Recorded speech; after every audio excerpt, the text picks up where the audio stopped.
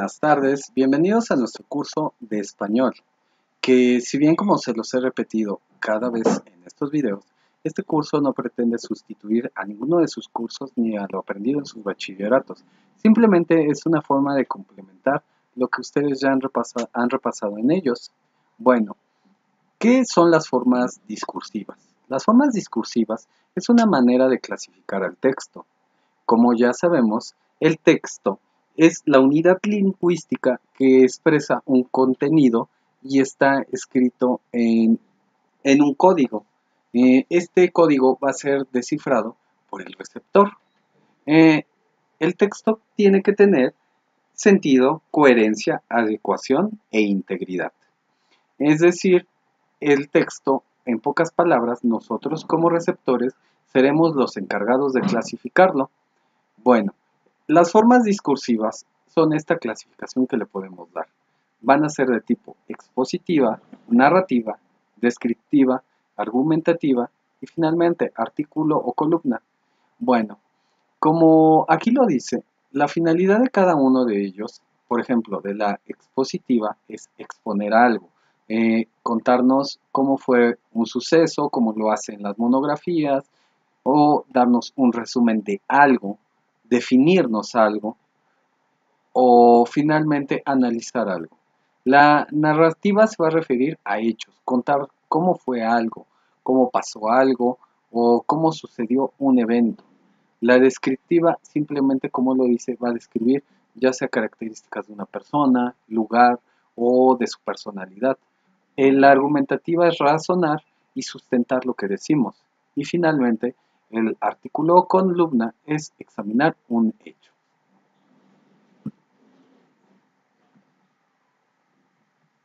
Bien, comenzaremos con lo que es nuestro texto expositivo. El concepto de texto expositivo, como aquí lo dice, es un tipo de discurso que se caracteriza porque en el predominio la función de información al receptor de forma clara. Es decir, la información se da de manera clara.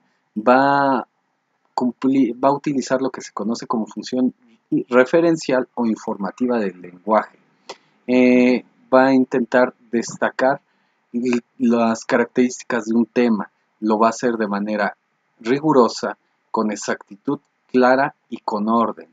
En pocas palabras, nos expone el tema, nos lo da a conocer. Los órdenes o tipos que se le dan al texto expositivo pueden ser deductivos, inductivos, de divulgación y especializados. Los deductivos van a ser los que van de lo general a lo más específico. Los inductivos van a ser al revés, van de lo más específico a lo más general. Los de divulgación van a ser los, digamos, más sencillos de entender para el público general. Los especializados son aquellos como las revistas científicas o de carácter técnico. Podemos tener el ejemplo más claro como, no sé, las revistas del UNAM, las revistas de carácter puramente científico como, ahorita no me viene alguna a la mente, perdón, pero son de eso, también las revistas de carácter político, de economía, ese tipo de revistas son especializadas y las podremos meter en este tema. Los tipos de texto expositivos van a ser históricos, monografías, biografías, vamos a tener en los periodísticos la noticia, la crónica, el reportaje y la entrevista. Escolares vamos a tener lo que son reseñas escolares y los reportes de investigación. Bueno, el discurso narrativo. ¿Qué es lo que hace? Nos expone cómo es un hecho.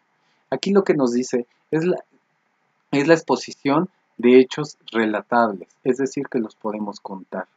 Les van a dar una trama y un argumento. Es decir, no solamente es contar un hecho, es darle el sentido a ese hecho de por qué está pasando. Comúnmente, los textos narrativos van a tener un inicio, un nudo y el desenlace, que es la estructura que seguimos tanto en novela como en cuento.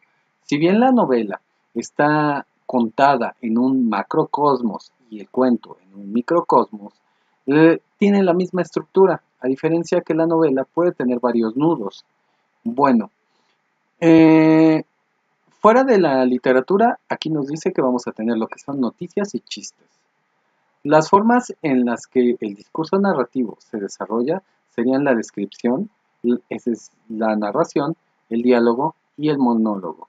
Es decir, podemos describir primero cómo es el entorno donde se desarrollan las cosas, narrar poco a poco cómo comenzó el suceso, el diálogo entre nuestros personajes y finalmente aquellos monólogos que sueltan nuestros personajes cuando se sienten, digamos, que no les salieron bien las cosas y están, ay no, debí de haber dicho esto, debí de haber hecho aquello, ¿no?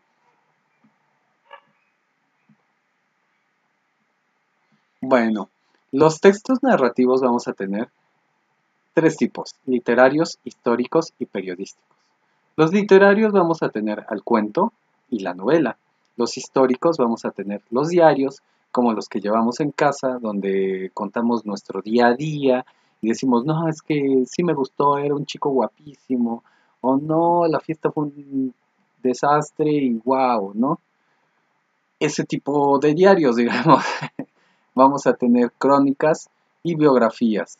En periodísticos vamos a tener la noticia, que es la narración de la cronología de un hecho. El ejemplo más claro de este tipo de texto es el Lazarillo de Tormes. Bueno, finalmente, en esta ocasión vamos a ver hasta el texto descriptivo. ¿Qué es el texto descriptivo? Es un escrito que describe algo, es decir, que otorga información para que la gente pueda representárselo en su mente. Es decir, es como si con nuestra descripción quisiéramos que la persona creara una fotografía mental. El texto descriptivo se centra en la mención de particularidades para la construcción de una representación del elemento en cuestión. Los textos descriptivos incluso pueden abundar en adjetivos calificativos que le otorgan un tinte muy subjetivo. Es decir, toda descripción siempre va a ser subjetiva porque es como nosotros lo vemos. Por ejemplo, nosotros podemos describir a una persona y decir, no, es guapísimo, alto, wow, fuertísimo, sexy, todo lo que ustedes quieran, y resulta que lo va a ver nuestra amiga o amigo y va a decir, no, pues es chaparro, gordo y pelón. O sea, va a depender del ojo con el que se mira. Digamos que el clásico refrán de la vista nace el amor.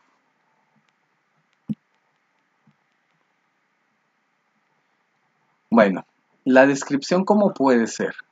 Primero, ¿qué es? Hay que pintar la realidad usando palabras, o sea, describir cómo vemos nuestra realidad.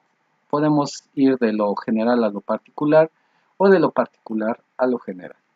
Normalmente va a depender de lo que intentamos describir, ya sea si queremos describir un lugar, primero vamos a ir de lo más general a lo más específico, no sé, la campiña, y dentro de la campiña se veía una pequeña casa que estaba toda deshecha, y dentro de esa pequeña casa había un pequeño cuarto donde solo había una cama, o de lo particular a lo general. Y, por ejemplo, lo que se me ocurre aquí es el carácter de una persona. El decir, no, es que todo el tiempo está enojado, ciñe, hace gestos y todo esto lo hace ver como una persona más vieja de lo que es. Bueno, vamos a tener clases. Vamos a poder también describir seres vivos, pudiendo ser prosopografía, etopeyas, retratos, caricatura, y de lugares que son topografía y sentimientos, como les digo, psicología, digamos, del personaje.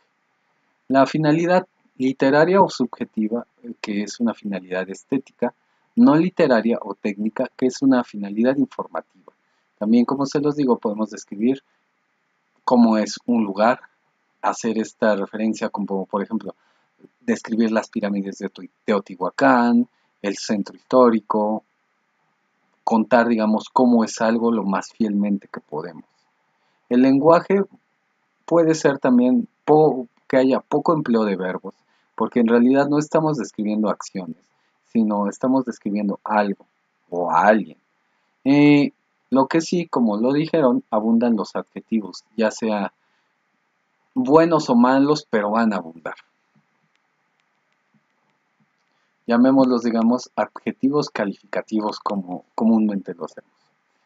Bueno, los textos descriptivos van a ser, según lo que describe, ya lo dijimos, lugares es topografía. O podemos describir objetos, animales, plantas.